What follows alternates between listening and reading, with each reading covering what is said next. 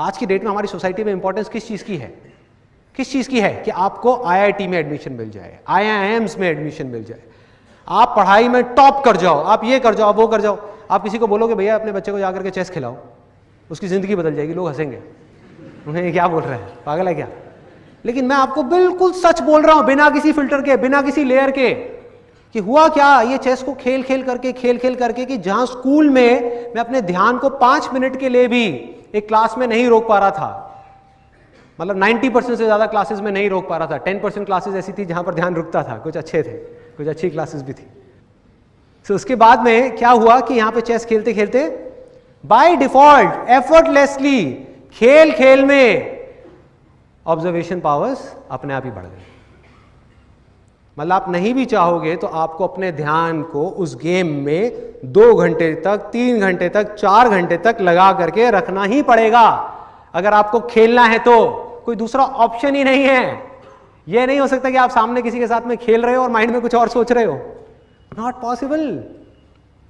तो उससे क्या हुआ, ऑब्जर्वेशन पावर्स बढ़ी। दूसरी चीज क्या बढ़ी, चेस एक ऐसी गेम है जिसके अंदर both the sides of our brain, मतलब कि right brain as well as left brain, दोनों का काम पूरे तरीके से होता है।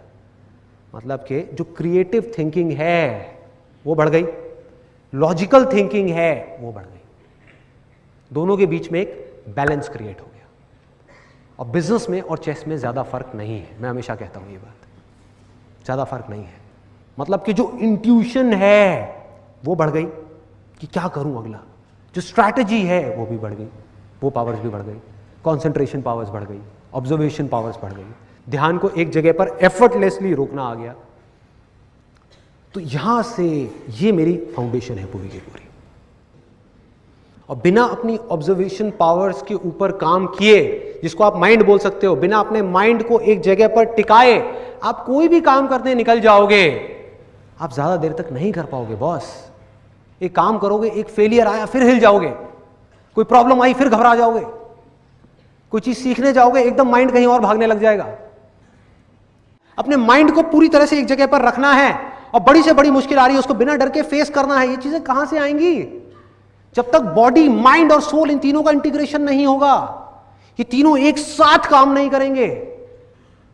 आज जो हो रहा है हमारी सोसाइटी के अंदर की फिजिकल एक्टिविटी धीरे धीरे बंद होती जा रही है। टीवी, इंटरनेट, कंप्यूटर, मोबाइल, खेलना धीरे धीरे कम होता चला जा रहा है।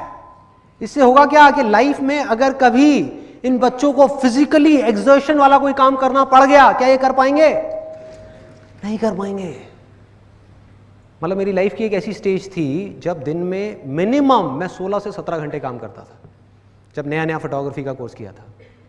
निकला हुआ हूँ, 6 बजे घर से निकल गया, रात को 12 बजे घर में घुस रहा हूँ, 10 बजे घर में घुस रहा हूँ, 11 बजे घर में घुस रहा हूँ, लगा हूँ 4 किलो का कैमरा उठाया हुआ है, कभी यहां कभी वहां, कोई थकान नहीं। आप ये कह सकते हो कि दर्दें थी, थकान नहीं थी, क्योंकि आदत थी भाई, आदत थी। उस चीज की प्रैक्टिस ऑलरेडी मैं बचपन में अनजाने में कर चुका था 1000 बार।